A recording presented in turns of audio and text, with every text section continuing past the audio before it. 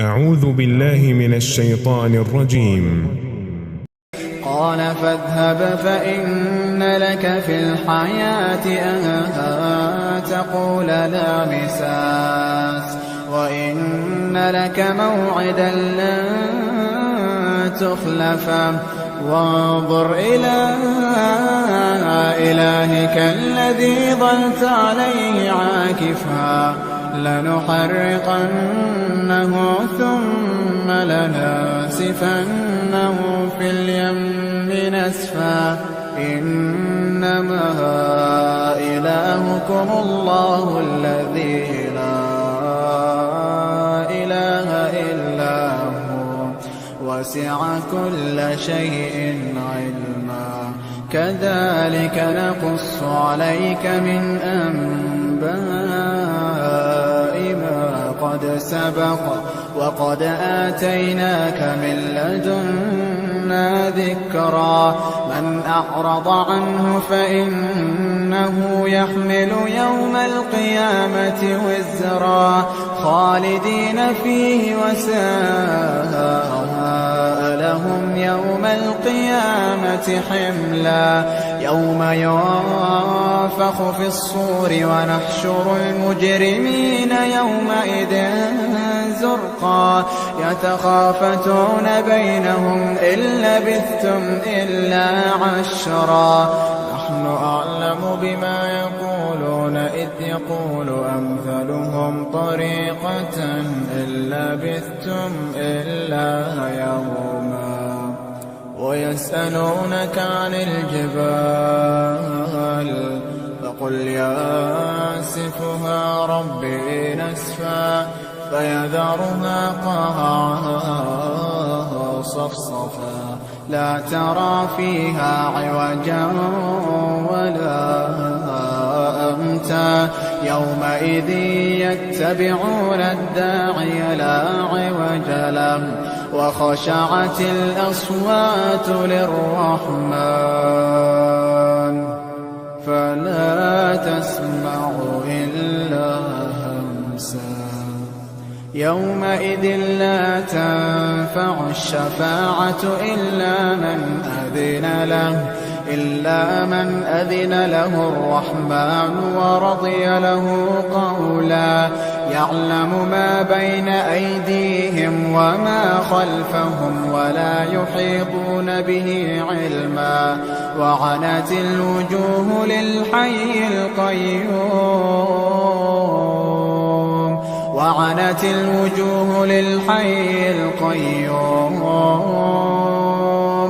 وقد خاب من حمل ظلما ومن يعمل من الصالحات وهو مؤمن فلا يخاف ظلما ولا هضما وكذلك أنزلناه قرآنا عربيا وصرفنا فيه من الوعيد لعلهم يتقون أو يحدث لهم ذكرا فتعالى الله الملك الحق ولا تعجل بالقرآن من قبل أن يقضى إليك وحيه وقل رب زدني علما ولقد عهدنا إلى آدم من قبل فنسي ولم نجد له عزما وإذ قلنا للملائكة اسجدوا لآدم فسجدوا إلا إبليس أبى فقلنا يا آدم إن هذا عدو لك ولزوجك فلا يخرجنكما من الجنة فتشقى إن لك ألا تجوع فيها ولا تعرى وأنك لا تظمأ فيها ولا تضحى فوسوس إليه الشيطان قال يا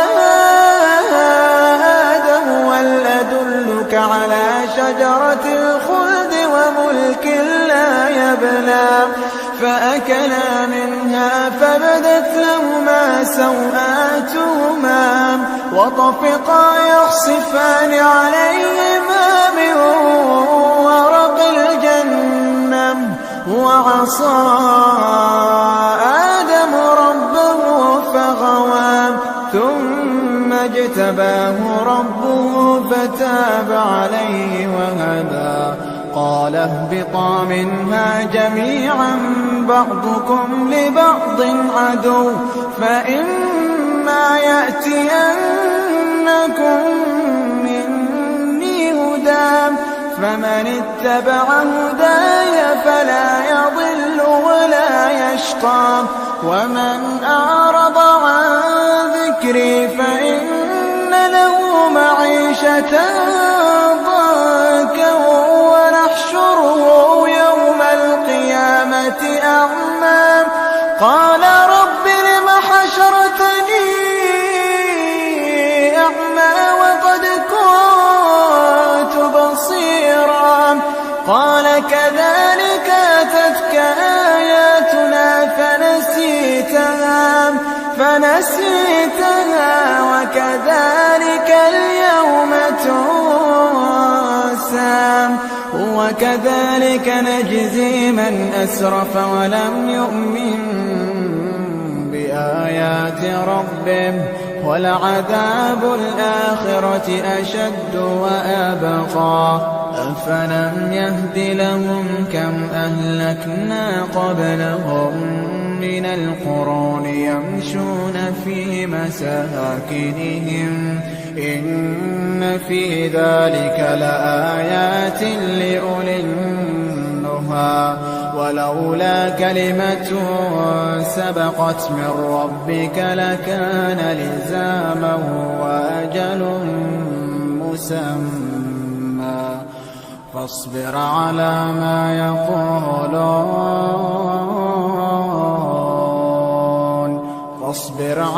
ما يقولون وسبح بحمد ربك قبل طلوع الشمس وقبل غروبها ومن آناء الليل فسبح وأطراف النهار لعلك ترضى ولا تمدن عينيك إلى ما متعنا به أزواجا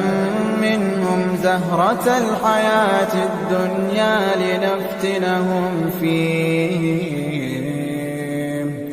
ورزق ربك خير وأبقى وأمر أهلك بالصلاة واصطبر عليها لا نسألك رزقا نحن نرزقك والعاقبة للتقوى وقالوا لولا يأتينا بآية من ربه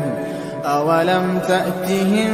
بينة ما في الصحف الأولى ولو أنا أهلكناهم بعذاب من قبله لقالوا ربنا لولا أرسلت إلينا رسولا فنتبع آياتك من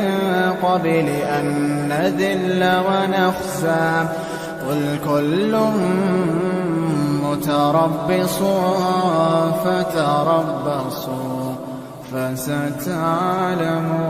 من أصحاب الصراط السوي ومن اهتدى.